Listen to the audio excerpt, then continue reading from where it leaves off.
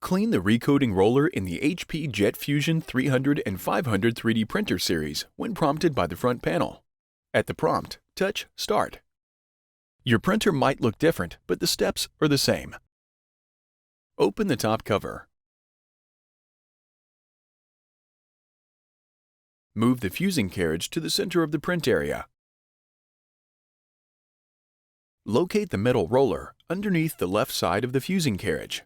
Use an anti-static alcohol wipe to clean the roller. Touching the roller with your hands might damage it. Rotate the roller as you finish cleaning a section to clean the entire roller, and then wipe the surrounding area. Close the top cover. On the front panel, touch Finish, then OK to complete the process.